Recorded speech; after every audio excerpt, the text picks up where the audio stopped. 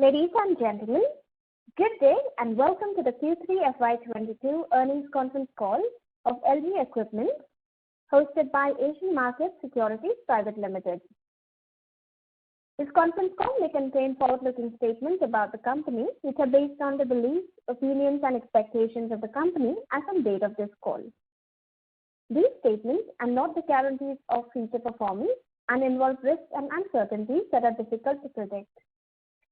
Actual results may differ from such expectations, projections, etc., whether expressed or implied.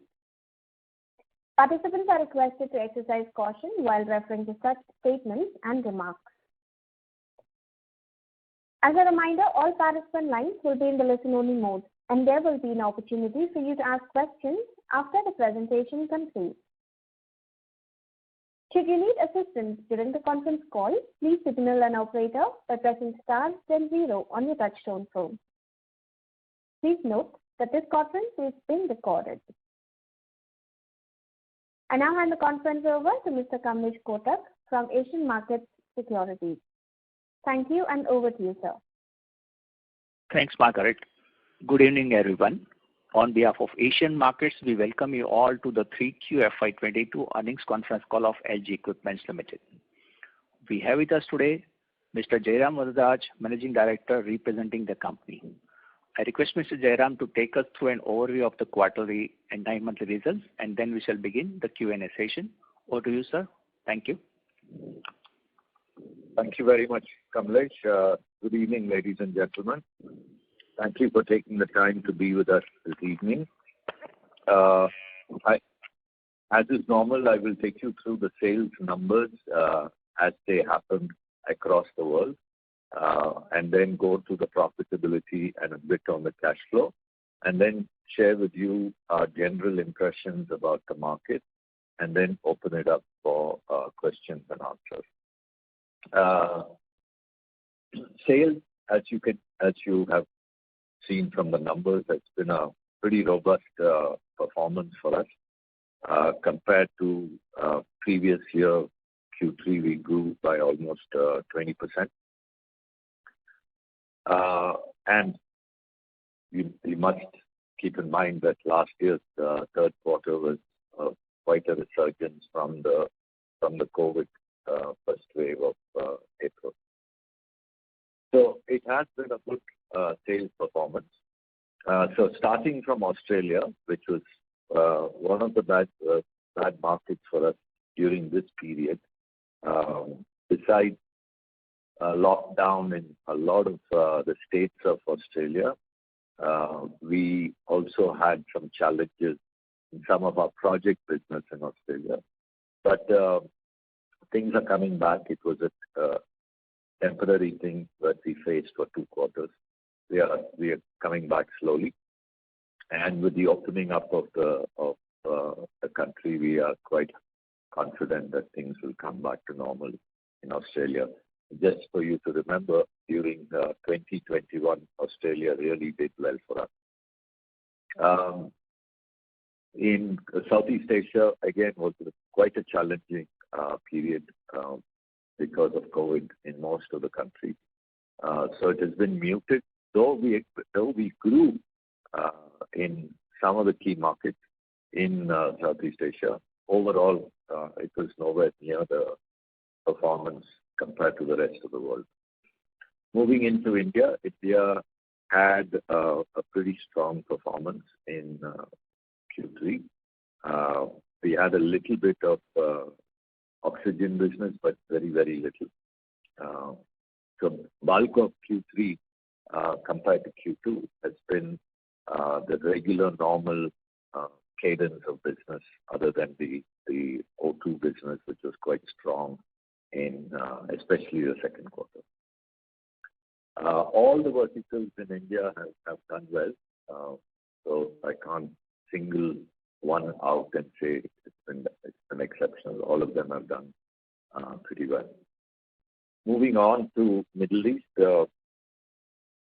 challenge in Saudi Arabia because of, again, COVID conditions, but UAE, where we have our own go-to-market direct sales and service organization. They've done well. They've grown well. But overall, as a geography, Middle East has been challenging. Africa was better than last year, but nothing significant. But it's been good. Europe continues to do well for us. We are ahead of our sales plan that we made for Europe, where we said we're going to invest in organic growth through losses for a period of time.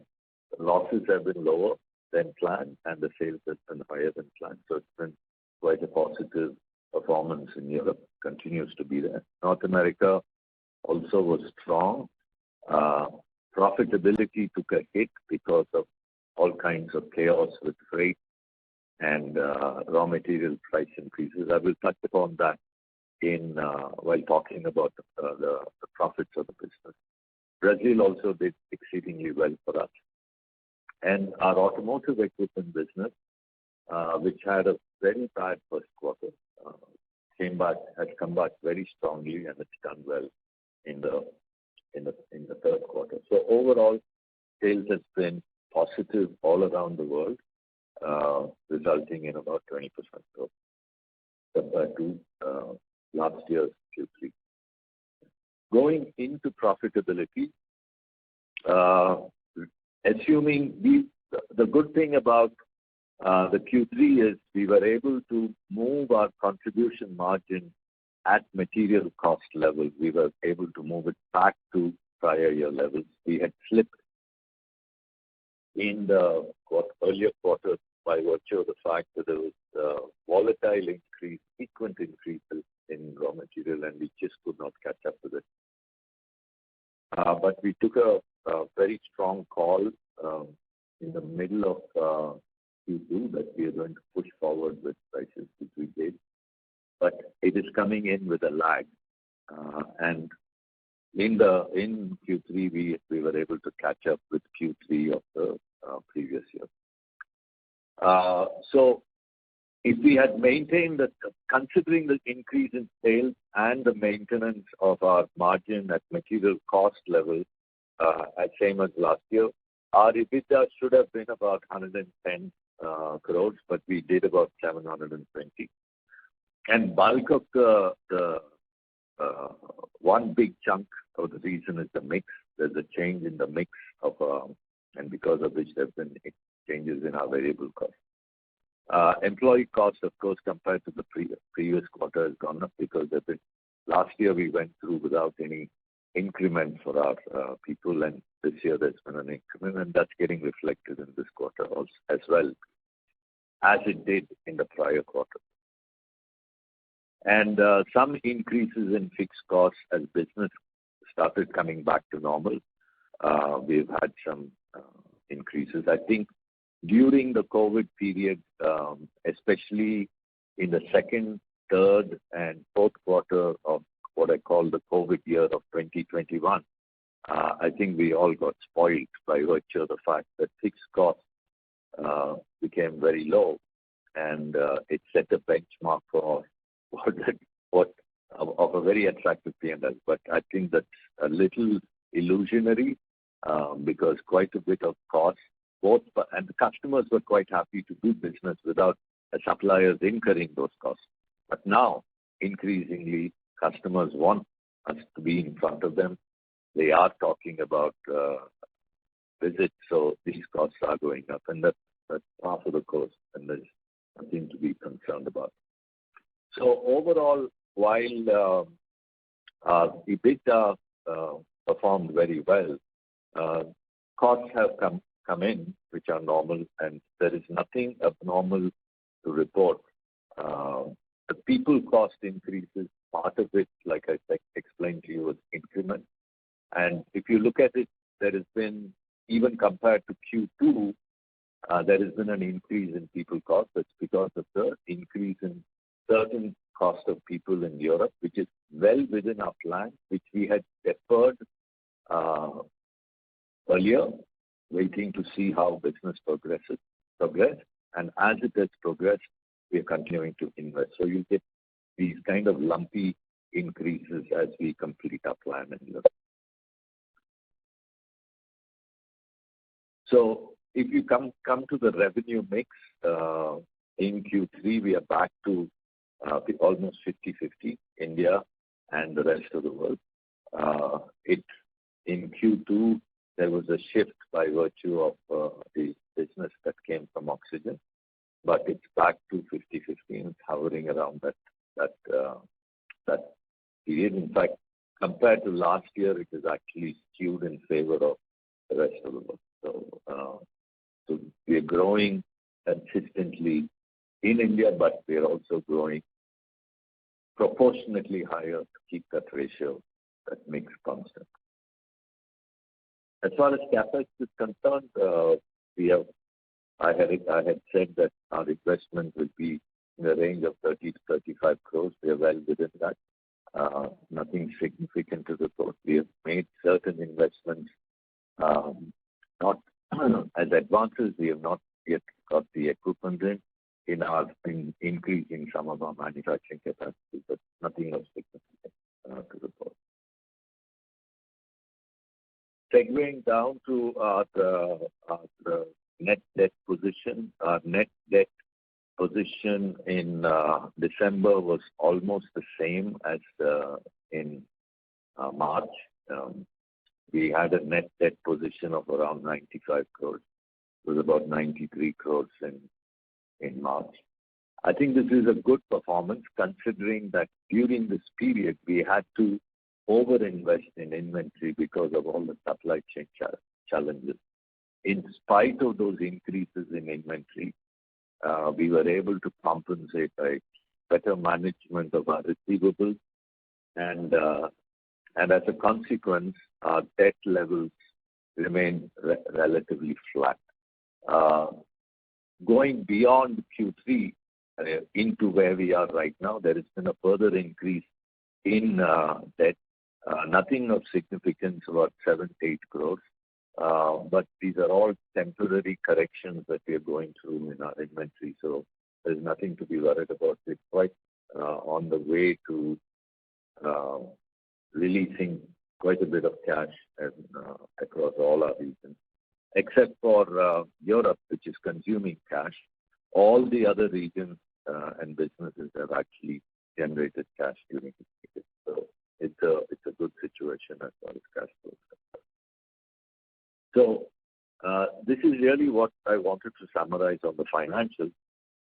From a business point of view, the inquiry levels, the interest conversions seem to be still there. So there is a bit of sluggishness in terms of time frame for conversion. It used to be a lot faster. We're beginning to see maybe customers taking a little longer. And the second pattern we are seeing, maybe not so much in India, but in some parts of the world, is a certain sluggishness in payment.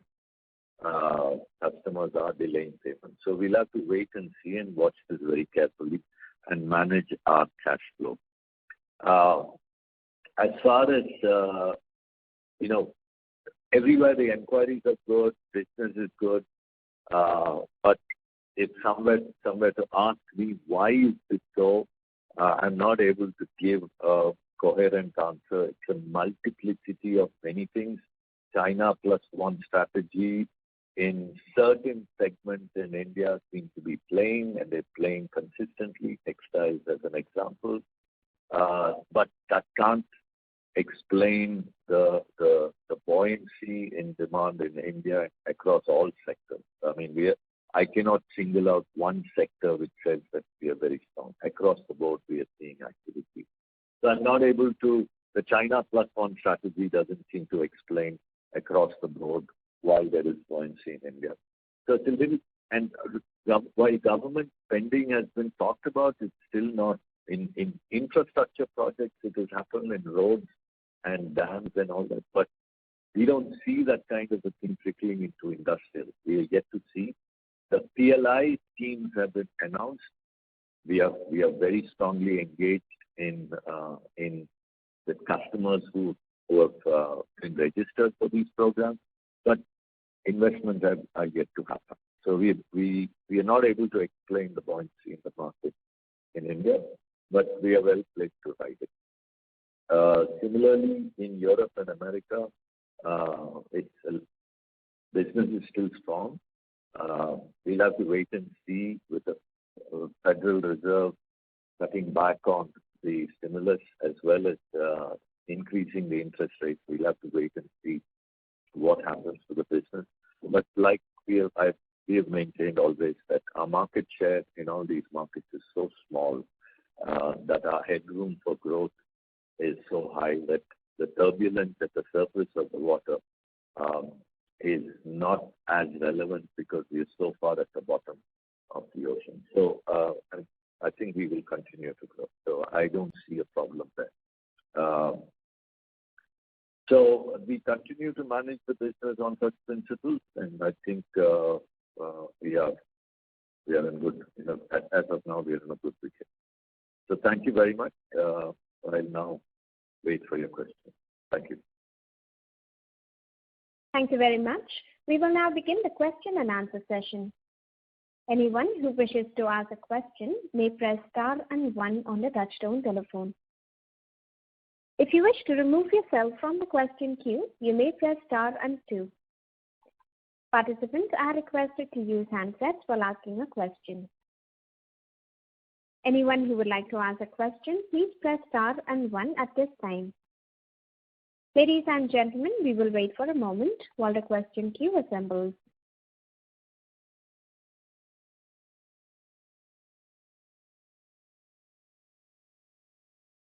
The first question is from the line of Ravi Swaminathan from Spark Capital. Please go ahead. Hi, sir. Good afternoon. Congrats on a good set of numbers. Hello. Hi, Ravi. Yeah. Good afternoon. Thank Good you. afternoon. How are you? Yeah, great, sir. I'm fine, sir. Sir, my first question is with respect to if you can give some more flavor on the kind of growth which is being seen across sectors in India. I mean, which are the 2-3 sectors which are growing above average, which are growing below average? You told textile. Apart from that, what about the big ticket projects like steel-based, cement-based plants? How the growth is from those kind of sectors? If you can give that sense, it will be great. And what kind of volume growth that probably over the past 9 months we might have seen in India, and what kind of growth we can see over the next 1-2 years, given the fact that demand scenario seems to be strong in India? Yeah. Well, there's the large project-based sectors like cement and steel have been muted. But it doesn't mean that there are no inquiries. There's still a lot of activity, but it is just taking a little longer. Cement was very buoyant last year, if you remember, even during the COVID quarter, first quarter, it was very, very strong, unprecedented. It continued on and then it kind of softened. But I think with real estate coming back, I think we will start seeing a strong thing. But it just took a temporary step back and they're expecting it to grow. So once that happens, I think we will start seeing more finalization in these sectors. But other than these large, like infrastructure-related sectors, I can't say that there is one that is disproportionately high. All of them have grown. There has been growth across all of the sectors. So I can't say that these are the top 3. It will be very difficult to say that. As far as volume growth, unfortunately, I didn't prepare the numbers for this quarter because bulk of our price increases we did last quarter, and therefore I had projected and I had given a number how much was volume and how much was price. I will come back to you. We can take it offline. As far as growth is concerned, like I explained to you, I'm not able to give a coherent answer for why there is growth now in our business, right? Because we are in the capital goods business. That means we contribute to capacity, right? And we are what I would call small capex because we come at the fag end of a project, right? We are not the big capex. And we are continuing to see people investing in our type of capex. Not able to ascertain why, right?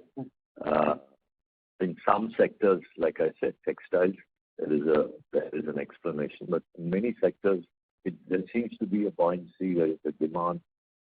Like why is copper going up, going like there is no tomorrow, like it's going out of fashion. I mean, there's not enough copper in the world. There's not enough aluminum in the world. So where is that volume? So there are some inexplicable things that are happening.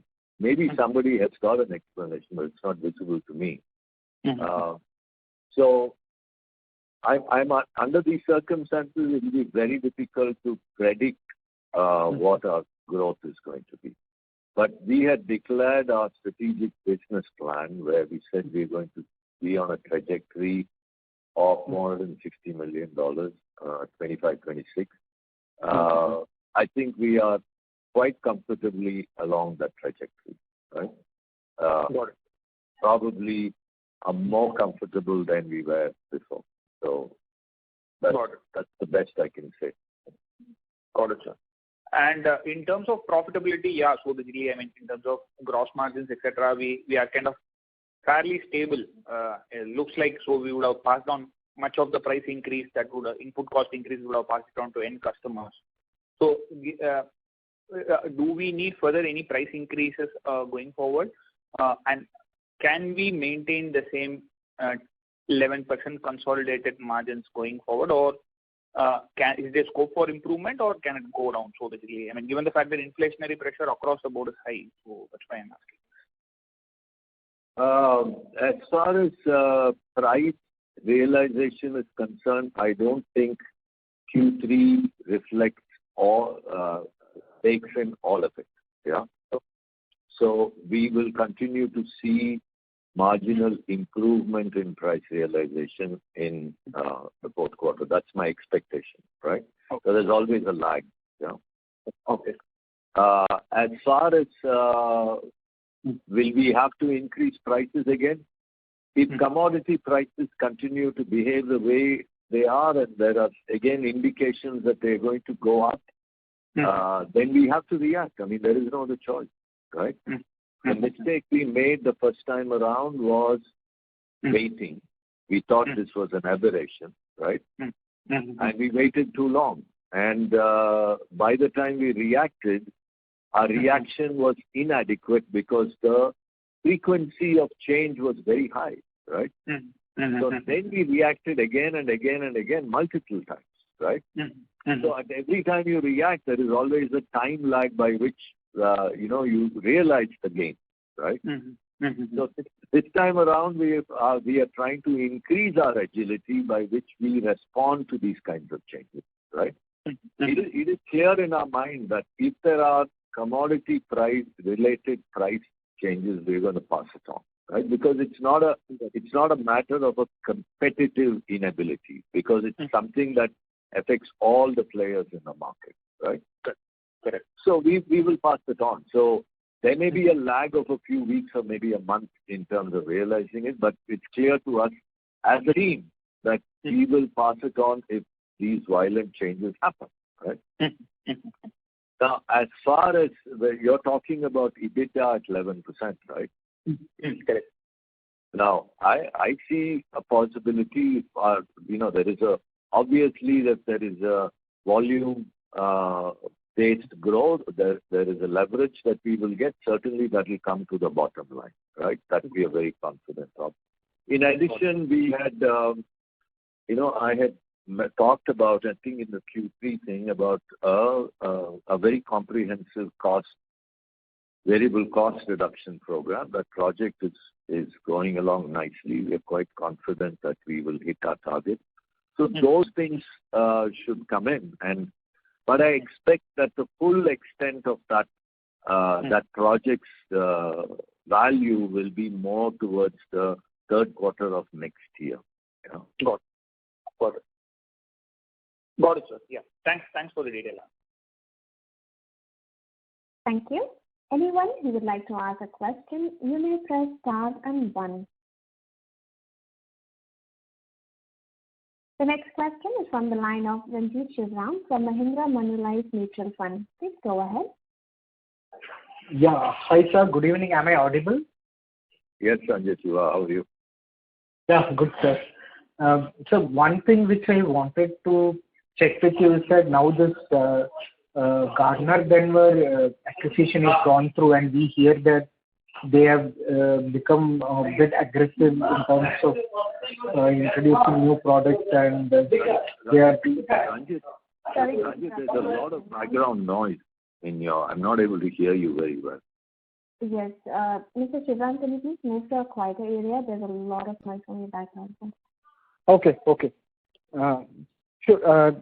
Just wanted to check with you the integration of Gardner Denver with Ingersoll Rand is almost done, and we hear from the market at least that their activities have increased in terms of dealers and in terms of aggression. So, are you also seeing such kind of pressure in terms of market share from, and also we also hear that Kirloskar Pneumatics is also getting more aggressive in this screw compressor segment where they were previously not that big. So, given these two scenarios, how do you? What will be your strategy? Well, certainly Ingersoll Rand, within the new incarnation of Ingersoll Rand, they are more lively and they are more energized. Of course, I mean, and we see that in the market, and we also see not only Kirloskar but quite a few players who are trying to get a share of the market. Now, all this is, when the market is great, everybody looks like a hero, right? The real challenge comes when the market starts slowing down, and then we need to see who are the ones that are standing, right? Now, because of the growth in the market and because of our own certain initiatives in the market, we have done well. Right, in terms of even growth, we've done well, I believe, with respect to peers, but I can't make any comment because I don't have the numbers from the peers, but these are all hearsay in the market. So we can never aspire to have 100%. That's not possible, and it's not healthy either. So we have our own segments, we have our own customers, like everybody does, and we will play to our strength. The goal is to improve the value of your sales rather than, trying to just do a top line. So right now, everyone's having a good time. We'll have to wait and see when markets slow down, who are the ones who really do well. Okay, and one more thing I wanted to check, sir. There is a lot of capex which is expected to happen in the mobile electronic front where they require oil-free compressors. So in that, Ingersoll Rand has and Atlas Copco has some advantage because we still don't have that completely oil compressor. We don't have the kind of presence or kind of nodes that they have. So if the capex in those kind of segments will happen more in the future, will we be tempted to look at some of those segments, or it's better to leave that for those? So how will we? What are we looking at these kind of things that's happening in the market? Because we are seeing a lot of capex happening in such kind of areas where you require a lot more of oil-free compressors. So I don't know where you got this information that we don't have. We have as good a range as any of the manufacturers in the oil-free segment, right?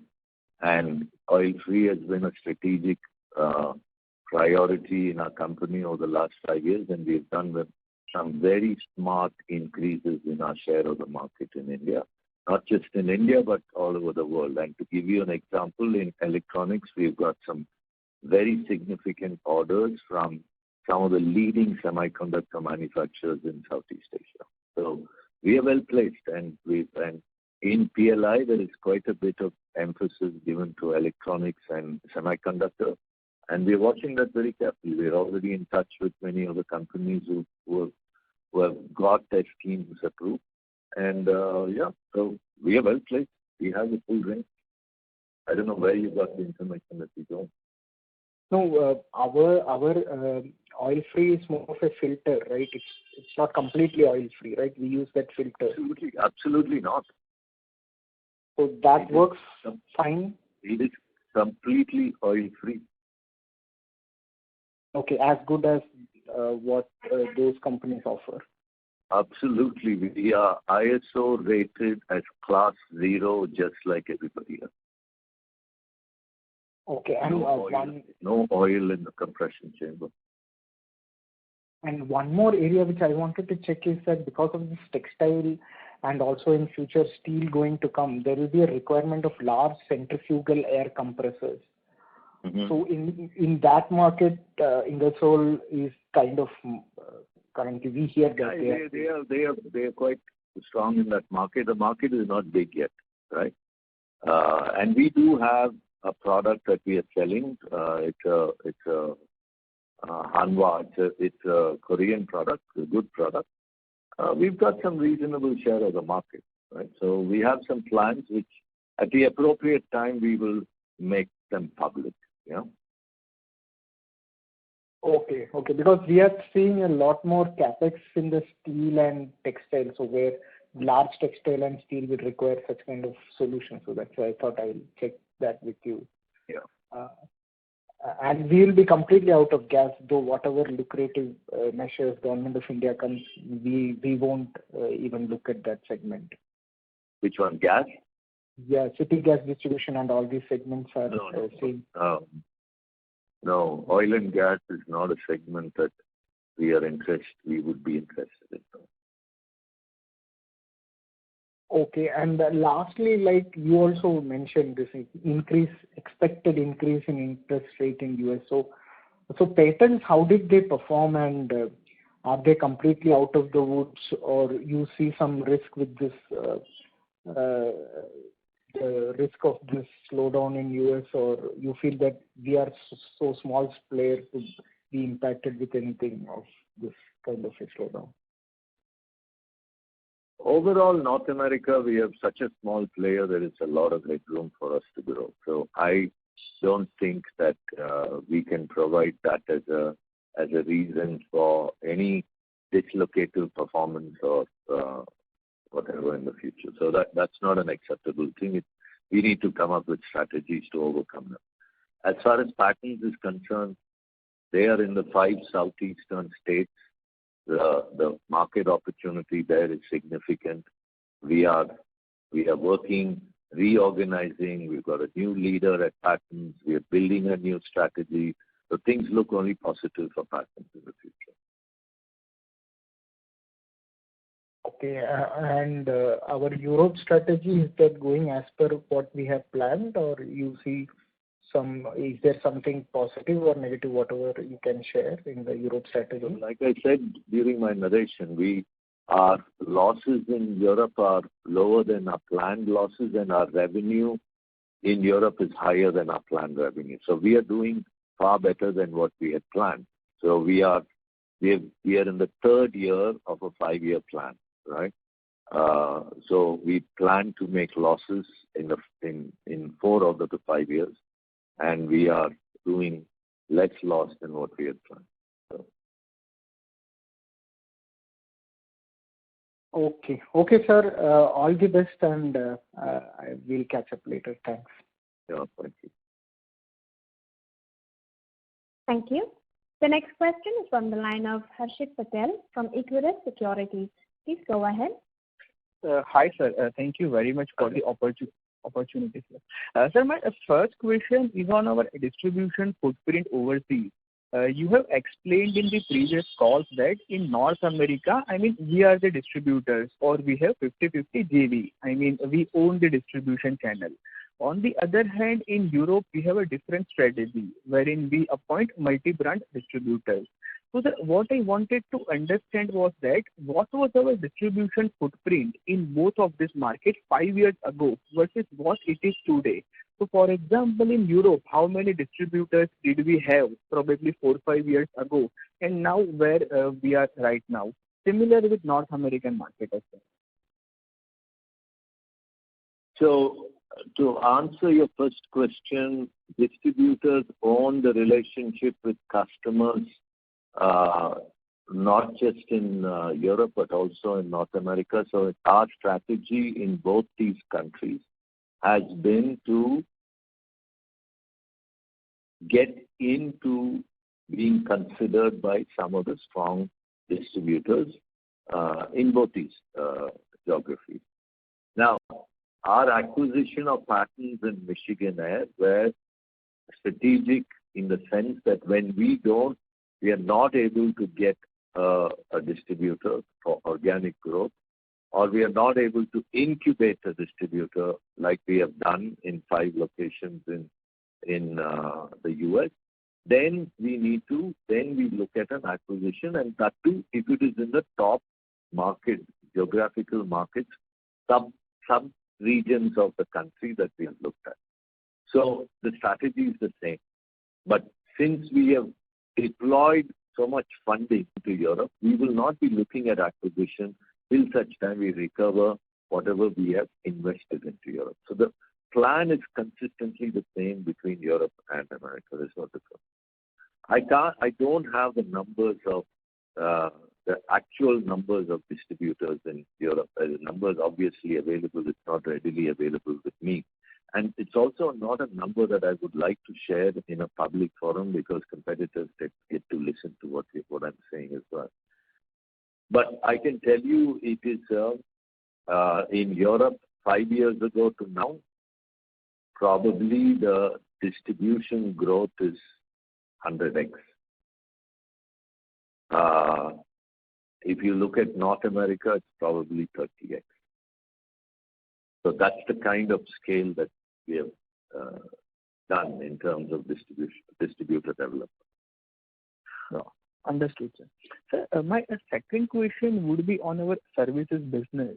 So could you explain how we conduct that business in different markets? What are the markets where we would directly do that business? What are the markets where we would go through our dealers and distribution? And what kind of margins do we earn when we do it ourselves versus when we will have to route it through our distribution channel? So if you could explain this bit, it will be very helpful, sir.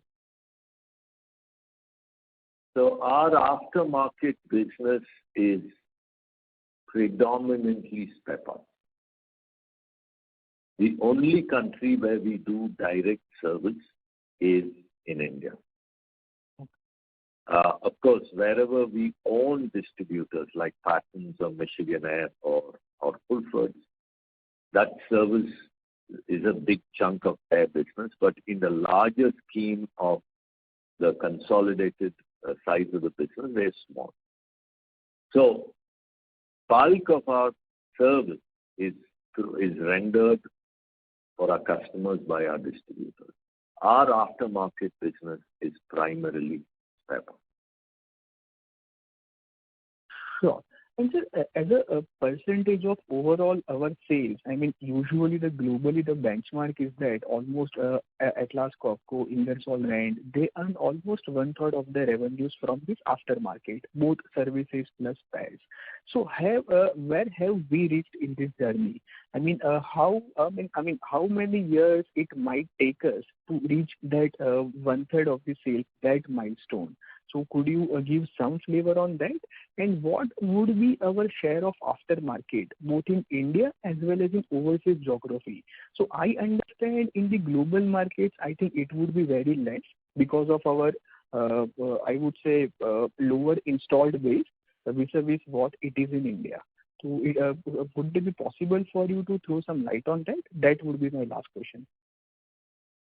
So I don't want to give specific percentages, but as far as India is concerned, our aftermarket business as a size of our as a percentage of our total India business is very comparable to the benchmarks that you talked about. Yeah. As far as international, like you have pointed out, we need to increase our install base. So internationally, our aftermarket is probably around 12-13%, right? So that's really where we need to grow. Now, what is the timing of this growth is a function of how quickly we are able to increase our install base. So it's very difficult for me to give you a mathematical kind of a trajectory. Right? Sure, sir. Appreciate that, sir. Thank you very much for answering my questions. Thank you. Before we take the next question, we would like to remind our participants, you may press star and 1 to ask a question. The next question is from the line of Manish Goyal from Enam Holdings. Please go ahead. Yeah, thank you so much. And hello, sir. Thank you so much and very good evening, sir. Sir, a couple of things. One is on a comment you made that the full benefit of price hike realization would also be felt in Q4. And we have already seen that sequentially material cost has like gross margins have improved. So going forward, can we expect further improvement in gross margin and then probably reflecting that at the EBITDA level, sir? Absolutely. It may not be as significant as we have done from what we have done in Q2 to Q3 or Q3 of last year to Q3 of this year, the kind of corrections that we have done. It may not jump at that same level, but a percentage and a half is definitely what I expect there will be an improvement in the fourth quarter. At gross margin level or at EBITDA? Well, I expect at a sale level, which means hopefully we won't eat it up and it will go to the bottom line. Yeah. Okay. And also, like in last call, you had mentioned that we had taken price hike probably a little late in the international market and towards the end of Q2. So did we see benefit of that in Q3 or so when you meant that we see improvement in Q4, it will be largely driven by this international price hike? No, at multiple levels, there were prices in India that were on rate contracts, right? That could not be realized quickly. There were some oxygen supplies that were on old prices that were not corrected. International takes a lag. There is always a lag, and distributors have a backlog of orders. Mm-hmm. And because of logistics issues, we had a backlog, and therefore deliveries had to be deferred. So, which means all those deliveries had to happen at old prices, right? So, multiplicity of factors that caused a gap between a price correction on paper and a price realization in reality. Yeah. Sure. And on challenges related to supply chain, you did alluded to that for at least the US market, the challenges for the supply chain. So just want to get your perspective going forward. What is like in terms of still are there challenges on supply chain? Are you facing any challenges on semiconductor shortages related to which may impact our business and material availability and things like that? Well, semiconductor, unfortunately for us, we are not a big consumer, but so we had to overstock in relation to these challenges, but each of them add up, right? So supply chain in terms of availability and certain types of parts continue to be there. supply chain in terms of freight delays, freight uncertainties, and freight pricing continue to be there, right? So the uncertainty has, while it has reduced, has not gone away. You know? Okay. And in Q2 call, sir, you had were expecting that probably Q3 might see some sequential decline in revenue, but somehow we have more or less maintained our revenue. So what could have changed, and how do we see going forward, sir? So, like I said, Manish, that I'm not able to decipher this demand, right? Certain segmental demand I can decipher, but general buoyancy in the market, I'm unable to decipher. Different people have different theories towards it. Not all of them add to it. There are 100 blind men touching the elephant and explaining it. And so there are different explanations that are coming. When you don't understand something, you have to be cautious, right? Even if the results are positive, right? So that's where we are at. We are not being conservative. We are being very aggressive in terms of making use of all the market opportunities. But at the same time, we are cautious when it comes to deploying cash. We are cautious in terms of saying, any big moves that we need to move. We are all watching them. Yeah. And sir, on capacity, like in past, you have always maintained that we would not require significantly large capex going forward. But looking at the growth momentum, do you expect that we should probably look for some capacity enhancement, and will it entail a fair bit of capex going forward? We are continuing to invest in increasing our capacity wherever it is relevant, right? So whether it is machine tools, we keep investing. Like I've explained in the past, we are not a process industry where there is a linear link to capacity and investment. We are like a step function, right? We have multiplicity of machines with multiplicity of capacities. Not all of them are finely balanced. It's not possible. So sometimes we will over-invest in one machine because that's the size of the machine. So that machine will be carrying a lot of capacity, and another machine may not have. So we will invest it. So that's all. Those investments are all part of the 35 crores that we keep doing every year, right? Right. Okay. Now, the next big investment is going to come when we move our city factory to our new campus, right? That will involve investing in buildings, and which we have to. I mean, we'll probably do that over the next couple of years, right? We have to do it because we are running out of space in the city factory. Yeah. So those are what I call as non-return investment, because the investment into buildings, right? And those kinds of investments will be, like I said, if you look at our MD&A, I've said that those kinds of investments which are not based on specific returns will be done with equity and our own cash rather than debt. So that's the way we are going to do it. Yeah. Okay.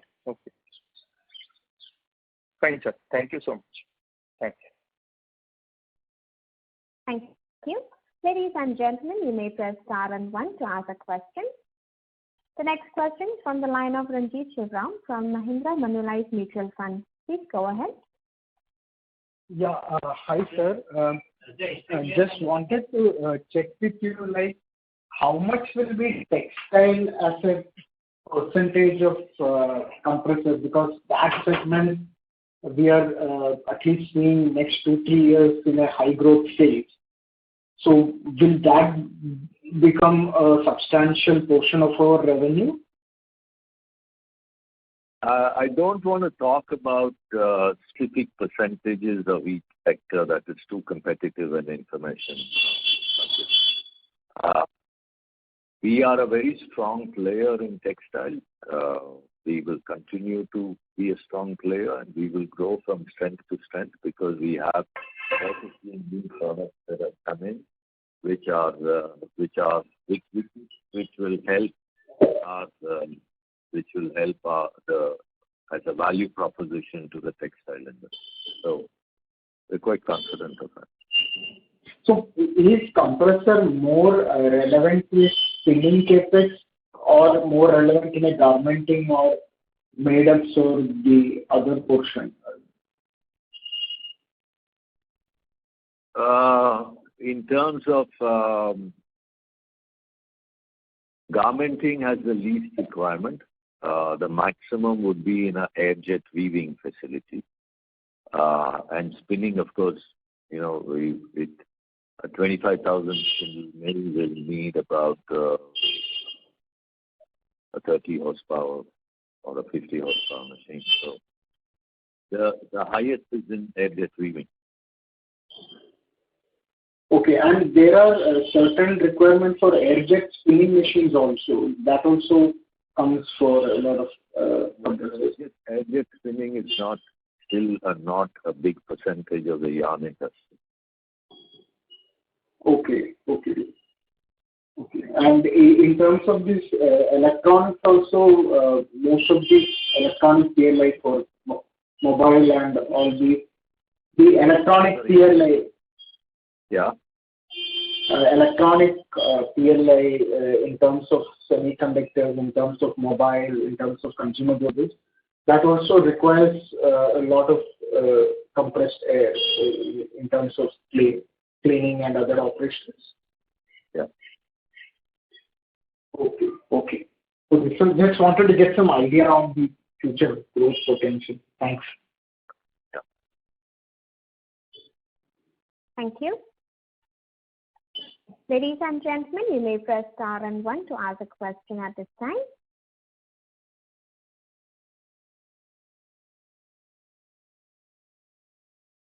Anyone who wishes to ask a question, please press star and 1.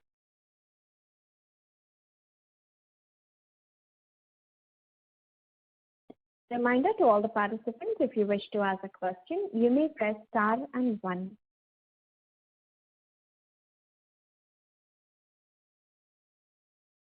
As there are no further questions from the participants, I now hand the conference over to the management for closing comments.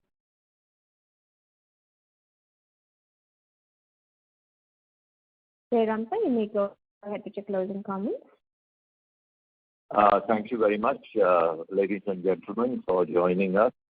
I don't have anything specific to add. I think the questions pretty much covered the points that I did not cover in my monologue at the beginning. So again, things are looking positive. We'll have to wait and see to get a coherent explanation for what's happening in the economies around the world. We are pushing ahead, taking advantage of every opportunity without any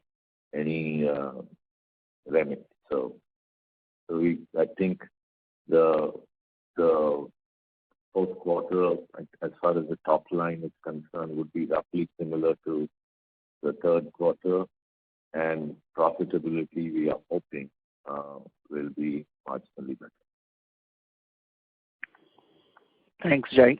So on behalf of Asian Markets, special thanks to Mr. Jai for providing the insights about the company's call, and thank you everyone for joining for the call. With that, we conclude the call. Thank you and have a good day. Thank you very much. Thank you. On behalf of Asian Markets Securities Private Limited, that concludes this conference. Thank you for joining us, and you may now disconnect your lines.